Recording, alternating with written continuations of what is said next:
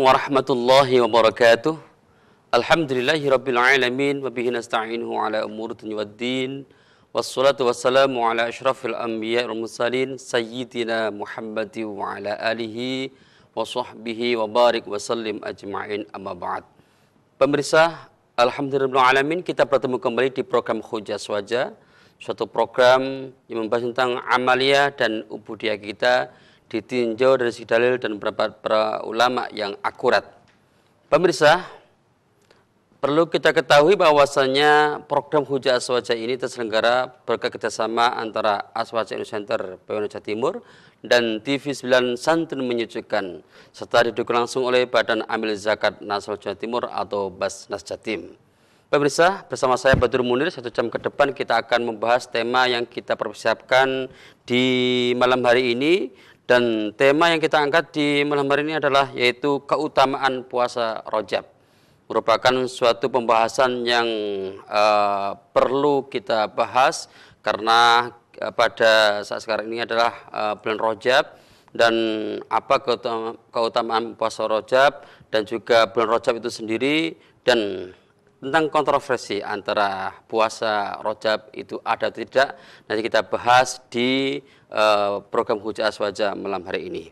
Dan sudah hadir di studio salah satu narasumber dari Aswaja Center PWNU Jawa Timur, yaitu Al-Ustadz Fauzi Palestin MHI. Assalamualaikum Ustadz. Waalaikumsalam warahmatullahi wabarakatuh. Gimana kabarnya Ustadz? Alhamdulillah sehat Alhamdulillah sekali Ustadz, walafiat. Alhamdulillah. Ya, ini katanya tertunda ya.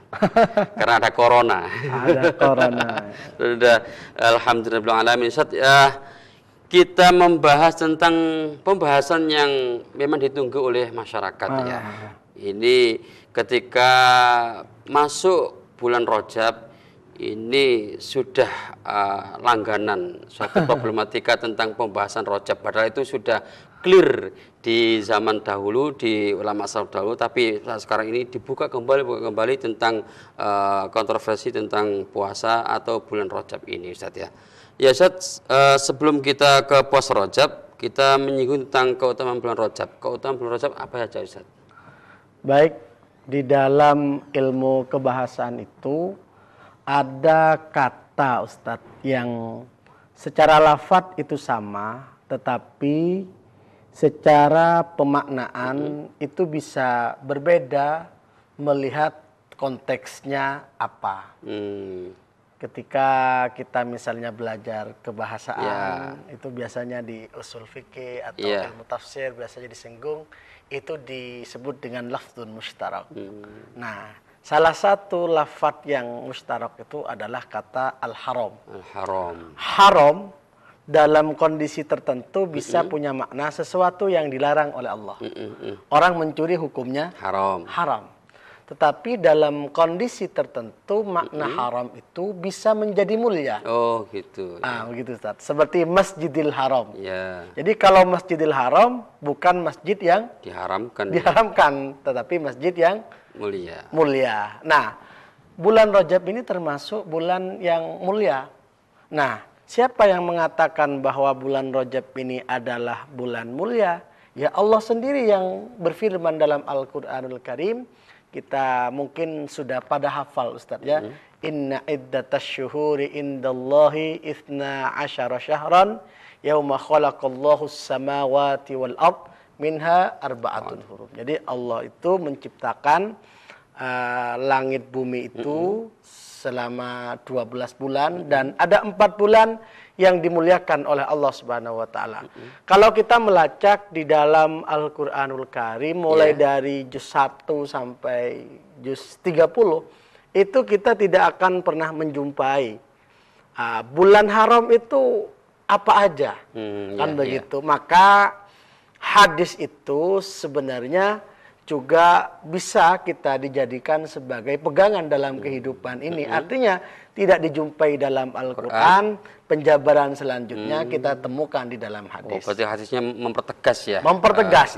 Arba'atun hurum yang Allah nyatakan dalam Al-Quran 4 bulan yang dimuliakan itu, ternyata di dalam hadis Imam Muslim, Nabi Muhammad SAW itu memberikan suatu rincian yang jelas. Jadi yang memperinci ini bukan ulama, Ustaz. Jadi ini adalah Nabi Muhammad SAW. Nah, di dalam teks hadis itu saya ingat di riwayat Imam Muslim, salasun mutawaliyatun. Ada 3 bulan yang berturut-turut yang disebut dengan 4 bulan yang dimuliakan oleh Allah itu. Pertama adalah Dzulqa'dah, Dzulhijjah, Muharram. Ya, kemudian yang terakhir adalah Warajabah, Mudharal ladzi baina Jumada wa Sya'bana. Yang nomor 4 adalah bulan Rajab yang letaknya berada di tengah-tengah antara Jumadil Akhir dan bulan Sya'ban. Subhanallah. Jadi keutamaan Rajab adalah merupakan salah satu di bulan yang dimuliakan oleh Allah Subhanahu. Kita akan membincangkan tentang keutamaan bulan Rajab selanjutnya, tapi kita close sebentar, setelah itu kita lanjutkan di segmen kedua. Baik, Ustaz. Ya, pemirsa, tetap terus di program Hujah Wajah malam hari ini. Kita akan membahas tentang bulan Rajab dan puasa di bulan Rajab. Kita akan kembali setelah yang satu ini. Terima kasih masih bersama kami di program Hujah Wajah yang didukung langsung oleh Badan Amil Zakat Nasional Jawa Timur. Pada malam hari ini kita membahas tentang keutamaan puasa Rajab yang diisi langsung oleh narasumber kita, yaitu Al-Ustadz Fauzi Palestin MHI dari narasumber Aswajan Center PWN Jawa Timur. Ya, Ustaz, tadi kita membahas tentang keutamaan puasa bulan Rajab ya. Bulan Rajab ini adalah merupakan salah satu dari bulan yang dimuliakan oleh Allah Subhanahu wa taala. Tapi menarik, Ustaz, tadi antum mengatakan bahwasanya Allah Subhanahu wa taala menciptakan langit dan bumi 12 hari ya, 12 bulan. Di 4 bulan itu adalah bulan yang dimuliakan. Berarti Rajab itu pada saat itu sudah ada, Ustaz ya. Artinya pada saat itu Arab Jahiliyah sudah mengatur tentang Rajab, Ustaz ya. Jadi memang di dalam memahami Rajab secara maknawi itu, Rajab itu kan artinya agung. Nah, di zaman Jahiliyah sendiri itu dulu memang kalau bulan Rajab itu mengagungkan. Oh gitu ya. Tapi bukan mengagungkan yang kaitannya dengan keimanan kita. Ya. Bahkan ya setelah Islam itu diterima oleh orang-orang Jahiliyah, menurut Ibnu Syakir untuk menjaga psikologis orang-orang Jahiliyah yang baru masuk Islam, itu ternyata di bulan Rajab itu pintu Ka'bah itu dibuka. Ya, pintu Ka'bah dibuka itu khusus di bulan Rajab dan melebihi pada momen-momen yang lain begitu. Karena memang kita melihat ajaran agama antara pra-Islam dengan masa keislaman. Nah, jadi itu bagaimana Islam menjaga psikologis masyarakat. Oh, gitu ya. Bagaimana Islam itu bisa menjaga psikologis penganut agama Islam. Contoh kecil misalnya, Ustaz. Jadi sebelum Islam ini diterima oleh orang-orang Jahiliyah, mereka itu punya suatu momen besar yang dijadikan untuk berpesta, untuk melakukan ritual-ritual dan lain sebagainya. 2 momen besar itu di dalam kitab Hikmatut Tasyri' wa Falsafatu itu disebut dengan hari raya Nairos dan Mi'raj. Ya, jadi ada 2. Jadi setiap 1 tahun 2 kali ada momen itu. Islam masuk, hari raya itu tidak dihapus oleh Allah Subhanahu wa taala, kemudian diganti dengan Idul Fitri dan Idul Adha. Jadi dari sini bagaimana agama itu sangat menyenangkan, agama itu sangat menjaga sekali terhadap psikologis penganutnya. Berarti ada metode adaptasi ya, artinya itu diadaptasi oleh diterima oleh Islam, tapi tentu dalam pengamalannya itu dirubah oleh Islam, tetapi tradisi tidak, Ustaz, itu. Ya, jadi esensinya dirubah oleh Islam karena memang keyakinannya sudah dirubah sudah yakin kepada Nabi Muhammad Shallallahu Alaihi Wasallam begitu, Ustaz. Gitu. Ya, tapi Ustaz berarti sama dengan Wali Songo, Ustaz ya, ketika memberikan sebuah dakwah di bumi Nusantara ini pasti melewati tradisinya itu tidak rubah, tapi esensinya itu di dalamnya itu dirubah, gitu kan? Karena memang di dalam berdakwah ini, berdakwah itu kan ada kode etik atau ada tata caranya. bagaimana orang itu bisa mau masuk ke jalan Allah Subhanahu wa taala. Gitu. Jadi kalau kita melihat bagaimana Nabi Muhammad SAW ya ketika ditanya oleh seseorang yang yang tidak pernah sholat itu gimana wahai Rasulullah, apakah saya nanti masuk masuk neraka wahai Rasulullah? Rasulullah sallallahu alaihi wasallam menjawab nanti masuk surga begitu. Tapi kalau dilihat dari sisi hukum ini salah.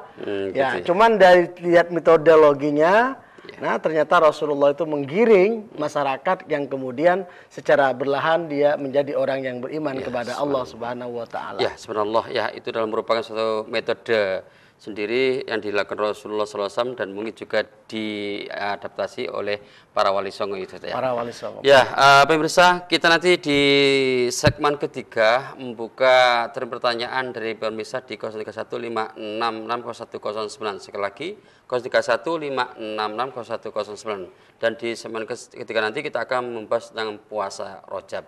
Kita akan kembali setelah yang satu ini.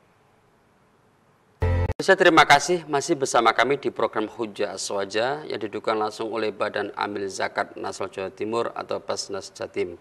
Dan di segmen ketiga ini saya membuka termin pertanyaan di 031 5660109. Sekali lagi 031 5660109. Bisa langsung disambut oleh pertanyaan dari pemirsa. Assalamualaikum.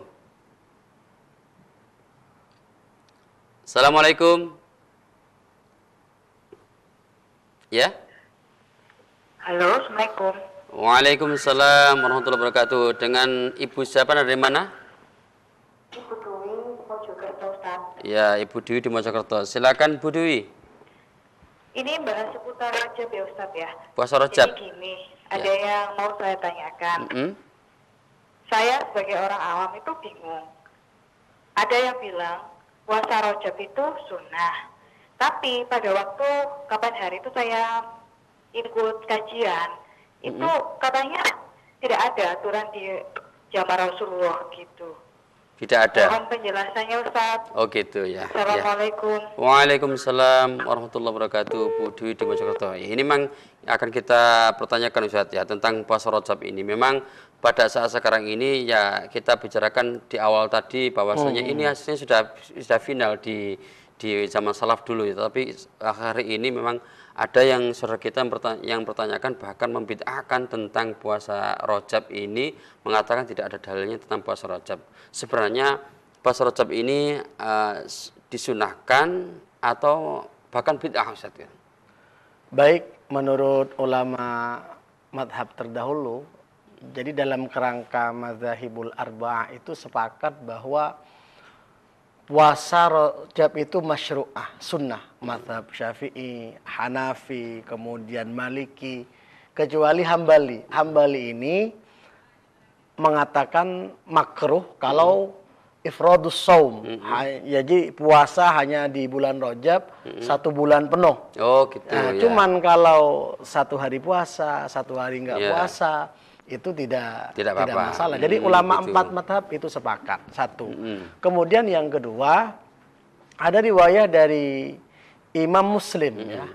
Ternyata Nabi Muhammad SAW ya, dalam kerangka hadisnya itu ada seorang sahabat tanya kepada Jubair ya, Sa'id bin Jubair.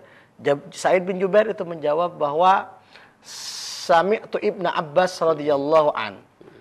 Dia pernah mendengar Ibnu Abbas radhiyallahu an berkata, "Kana Rasulullah sallallahu alaihi wasallam yasumu hatta naqula la yaftiru. Wa yuftiru hatta naqula la yasumu." Jadi di bulan Rajab itu ada seorang sahabat tanya kepada Ibnu Abbas. Nah, tanya kepada Sa'id bin Jubair. Nah, Sa'id bin Jubair menjawab bahwa dulu pernah mendengar Ibnu Abbas mengatakan bahwa Ibnu Abbas mengatakan bagaimana Nabi Muhammad SAW itu di bulan Rajab pernah melihat berpuasa, pernah juga tidak berpuasa. Oh, gitu nah, dari sini sebenarnya kalau Rasulullah itu pernah puasa atau tidak? Jawabannya adalah Pernah. pernah berpuasa di bulan Rajab. Rajab. Itu yang pertama. Ya. Yang kedua, dalam riwayat Imam Ahmad, Imam Baihaqi, itu dulu saat ada seorang sahabat namanya Abdullah bin Harith. Abdullah bin Harith itu suka berpuasa. Dan sampai ketika Rasulullah memerintahkan, ayo kamu bulan puasa itu puasa. Baik wahai Rasulullah, kurang wahai Rasulullah, kamu 1 bulan sekali puasa. Ya, 1 kali aja kurang Rasulullah. Bahkan mengatakan zidni bikuwa ya. Zidni tambah aku wahai Rasulullah, saya masih kuat ya. Saya masih kuat wahai Rasulullah. Ditambah lagi wahai Rasulullah.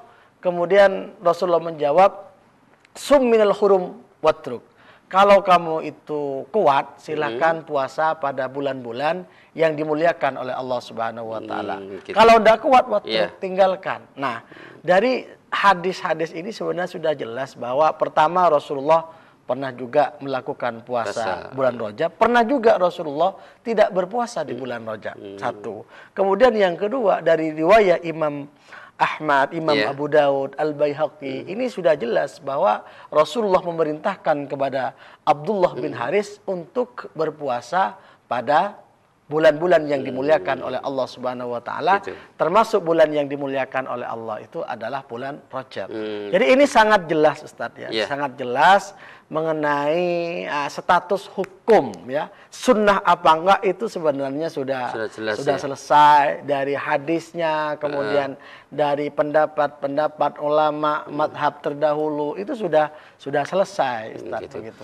Tapi kemudian ada yang mengatakan bahwasanya fadilah keutamaan puasa Rajab, pahalanya itu adalah merupakan hadis-hadis palsu. Apakah benar Ustaz ya? Nah, jadi ini perlu kita clearkan bersama-sama. Jadi kalau seputar hukum puasa Rajab ini saya kira udah clear ya. Yang menjadi debatable itu adalah memang tentang status hadis yang mengurai keutamaan bulan Rajab. Jadi kalau hukum jelas, hukum sunnah. Puasanya jelas. Ya, yang debatable di kalangan para ulama itu adalah mengenai hadis yang berbicara keutamaan bulan Rajab. Jadi ada yang mungkin mengatakan maudhu. Tetapi ada juga yang mengatakan bahwa fadilah yang terurai di dalam hadis Rasulullah SAW yang berkenan dengan puasa Rajab, hukumnya adalah bukan maudhu, tetapi itu adalah hadis dhaif seperti yang disampaikan oleh Al-Imam Ibnu Hajar Al-Haytami. Begitu Ustaz. Begitu saja. Ya, berarti dengan adanya hadis-hadis palsu tentang adanya keutamaan puasa Rajab itu tidak menghapus bahwasanya puasa Rajab tidak ada kesunahan Ustaz ya. Betul. Jadi yang debatable ini hanya fadilah. Itu pun di dalam konsep kajian hadis dhaif itu kan bukan berbicara masalah hukum. Gitu ya. Hanya bicara fadilah, maka di sini fayajuzu riwayatuha wal amalu biha begitu. Ya, kita closing sebentar ya. Boleh. Yang intinya bahwasanya ada suatu kesimpulan bahwasanya puasa Rajab itu disunahkan menurut madzhabul arba'ah seperti itu. Begitu. Ya, pemirsa, nanti di segmen keempat saya masih memberikan kesempatan untuk bertanya bagi pemirsa di 03156601009. Sekali lagi 03156601009. Kita kembali setelah yang satu ini. Pemirsa, terima kasih masih bersama kami di program Hujah Aswaja yang didukung langsung oleh Badan Amil Zakat Nasional Jawa Timur atau Basnas Jatim. Kita membahas tentang keutamaan puasa Rajab dan silakan pemirsa di segmen keempat ini untuk bertanya dengan kami di 03156601009. Sekali lagi 03156601009. Ya, tentang sekarang kita membahas selain puasa. Tadi di segmen ketiga kita sudah final bahwasanya puasa Rajab itu hukumnya adalah sunnah. Gitu. Sunnah, betul. Kemudian apa saja Ustaz amalan-amalan di bulan Rajab ini selain puasa Ustaz? Gitu. Selain puasa yang masyhur itu kita memperbanyak doa kepada Allah Subhanahu wa taala. Di antaranya adalah doa keberkahan. Sebagaimana di musola-musola masjid-masjid NU itu Ya. kita sering mendengar Allahumma barik lana fi Rajab wa Sya'bana wa ballighna Ramadan. Itu ternyata setelah diteliti itu merupakan doa yang diajarkan oleh Rasulullah SAW dalam riwayat Al-Imam Al-Bazzar. Begitu Ustaz. Oh begitu ya. Jadi kita punya doa amal lain Ustaz ya. Ya Ustaz, ini juga ada yang mengatakan di bulan Rajab itu kita berpuasa, kita melakukan sholat di bulan Rajab. Apakah itu ada dalilnya Ustaz itu?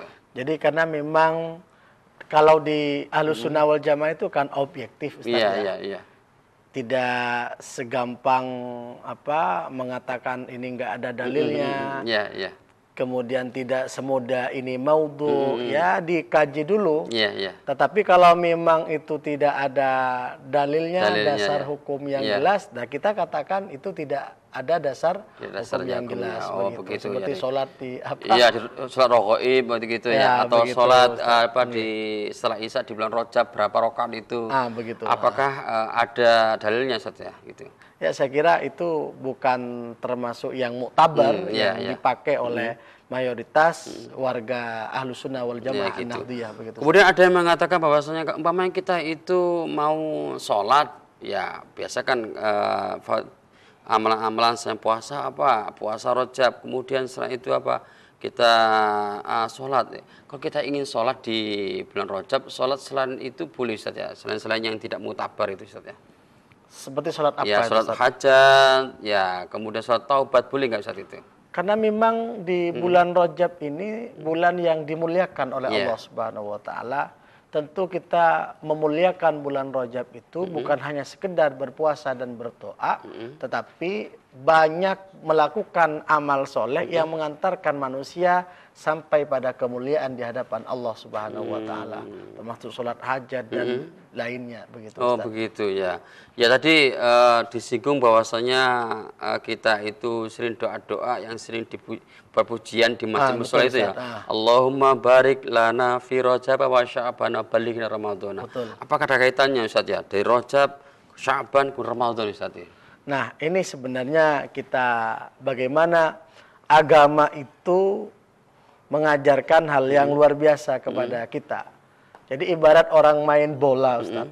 Orang main bola itu kalau langsung main ke lapangan, langsung nendang tanpa adanya pemanasan, itu kan kadang membahayakan pada tubuh manusia. Gitu, Jadi puasa Rajab itu ibarat orang main bola, itu pemanasan. Ustaz, untuk menyambut datangnya bulan suci Ramadan. Nah, disinilah sebenarnya puasa Rajab itu selain memang secara hukum sunnah, orang-orang tempo dulu itu puasa Rajab ini dijadikan sebagai strategi dakwah, Ustaz. Strategi dakwah bagaimana memberikan edukasi, memberikan tarbiyah kepada masyarakat untuk senang terhadap melakukan puasa.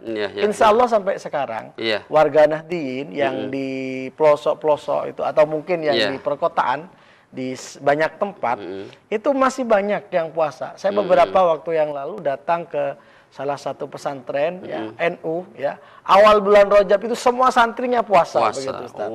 Jadi yang kecil itu puasa. Jadi bagaimana puasa Rajab itu memberikan edukasi kepada umat, kepada masyarakat, kepada warga Ahlus Sunnah wal Jamaah begitu Ustaz. Berarti bukan puasa saja Ustaz. Kalau kita itu mau memberikan sebuah pemanasan lainnya juga ketika bisa. Ibadah-ibadah yang lain Ustaz ya itu. Ya, karena termasuk itu bulan juga bulan mulia bulan yang dimuliakan oleh Allah Subhanahu wa taala, maka segala amal kebaikan itu juga bernilai lebih insyaallah di hadapan Allah Subhanahu wa taala. Kita kalau sebentar Ustaz, nanti kita lanjutkan di segmen kelima. Pemirsa, tadi bulan Rajab adalah bulan untuk beramal ibadah. Kita berbanyak ibadah untuk persiapan kita beramal ibadah di bulan Ramadan nanti. Pemirsa, kita akan kembali setelah yang satu ini. Pemirsa, terima kasih masih bersama kami di program Hujjah Aswaja yang didukung langsung oleh Badan Amil Zakat Nasional Jawa Timur atau Baznas Jatim. Ya, Ustadz, ini sisa waktu di akhir ini. Tadi kan kita belum mengupas tuntas tentang fadilah puasa Rajab itu Ustaz. Memang ada yang mengatakan bahwa puasa Rajab fadilahnya itu keterangannya adalah maudhu atau palsu. Tapi ada yang mengatakan itu adalah hadis dhaif itu. Ya, kemudian hadis dhaif itu boleh diamalkan untuk fadilah amal. Di antaranya apa Ustaz ya hadisnya itu? Jadi yang sering dijadikan media motivasi kepada masyarakat agar mau melakukan puasa sunnah di bulan Rajab itu yang jadi debatable yang sekarang hangat itu Ustaz. Di antaranya puasa sehari seperti halnya puasa 1 bulan. Jadi kalau puasa 7 hari ditutup pintu neraka jahanam. Puasa 8 hari itu dibuka pintu surga dan lain sebagainya. Ini saya kira adalah sarana, wasilah bagaimana seseorang itu bisa senang melakukan puasa di bulan Rajab gitu, Ustaz. Jadi bagi warga Nahdlatul Ulama, karena kita berpegangan apa yang disampaikan oleh banyak ulama termasuk Ibnu Hajar Al-Haytami bahwa walaupun status hadisnya itu adalah dhaif, tapi dalam rangka memberikan motivasi kepada masyarakat, motivasi kepada umat untuk senang melakukan hal yang sunnah, yang kesunahan itu sudah tidak lagi dipertentangkan di kalangan para ulama, maka di situ boleh saja hadis ini bisa dijadikan sebagai dalil untuk memotivasi umat Islam agar senantiasa melakukan ibadah puasa sunnah di bulan Rajab. Gitu. Bahkan ada hadis begini Ustaz, ada ungkapan bahwa orang yang puasa Rajab itu ya fil jannati qasrun li suwami Rajabah. Jadi Nabi pernah mengatakan begitu. Ada bahwa di surga itu nanti akan dibangunkan gedung bagi orang-orang yang melakukan puasa Rajab. Jadi diberi fasilitas oleh Allah Subhanahu wa taala.